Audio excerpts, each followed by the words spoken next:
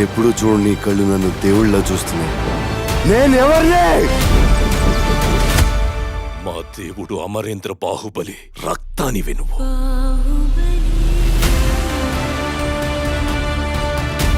నా ఇద్దరు బిడ్డలకి ఈ సింహాసనంపై సమాన హక్కుంది.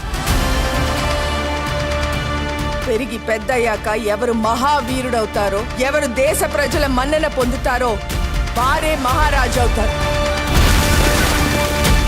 బాహుబలి నేను చూశాను. చచ్చిన వాడు ఎలా వస్తాడ్రా?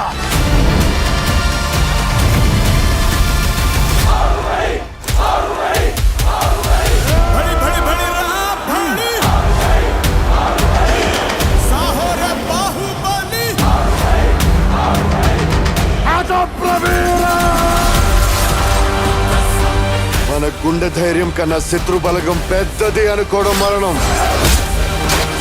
ఆ మరణాన్ని జయించడానికి నేను వెళ్తున్నాను.